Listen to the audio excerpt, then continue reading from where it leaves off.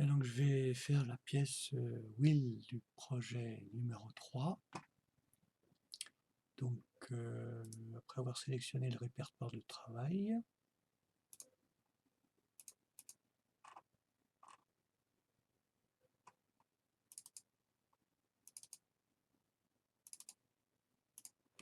je fais à nouveau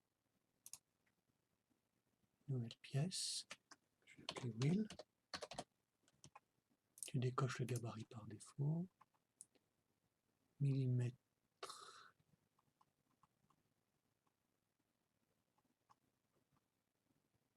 part solide ABS. Alors le plus simple, ça peut consister à d'abord faire une extrusion de façon à générer un cylindre dont le diamètre va être de 40.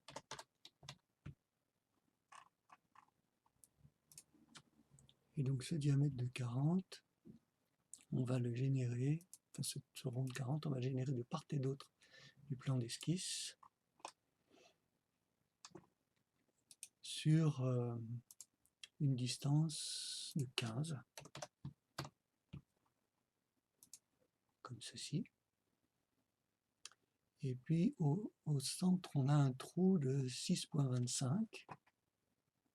Donc je peux également faire une extrusion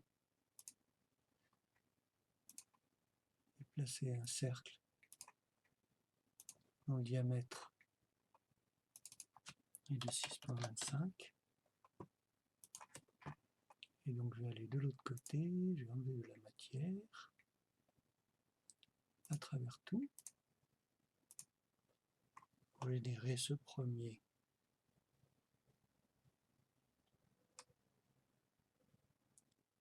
Alors je peux faire maintenant une révolution.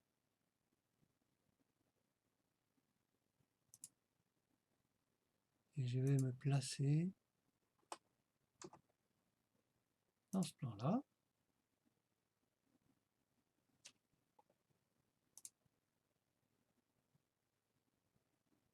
Et je vais utiliser les arêtes qui sont déjà disponibles pour pouvoir générer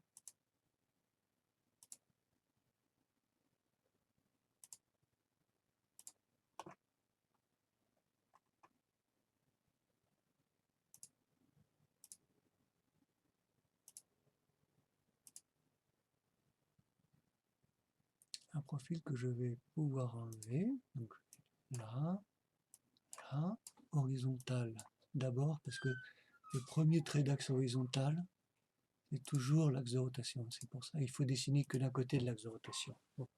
Dans l'ordre, donc le premier trait d'axe est le trait d'axe interne qui va servir à définir la rotation.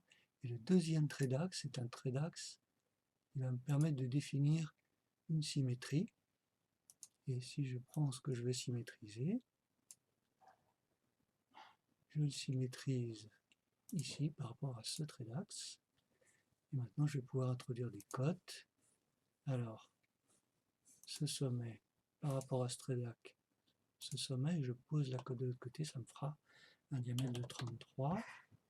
Et ensuite, ce point-là, cette rotation, ce point-là, je passe de l'autre côté, ça doit faire 10.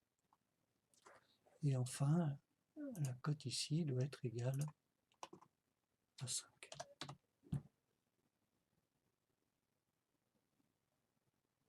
Je peux valider. Donc sur 360 degrés, je vais enlever de la matière. Et le trait d'axe interne, c'est le premier trait d'axe que j'ai fait.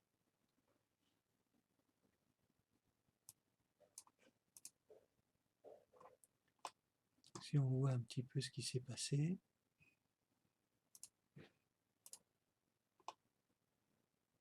on a fait une bonne partie du travail. Maintenant, il va me falloir faire une autre rotation pour aller faire le sillon.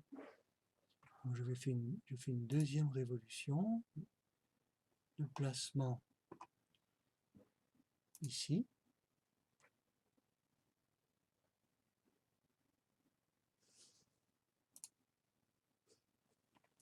Et cette fois-ci, je vais utiliser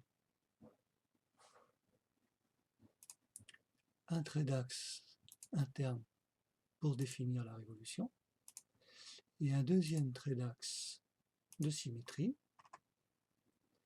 Je sélectionne une arête ici pour pouvoir prendre appui et définir mon V ici. Alors bien sûr, je vais pouvoir enlever les segments dont je n'ai pas besoin et je vais définir une symétrie là et une perpendicularité ici.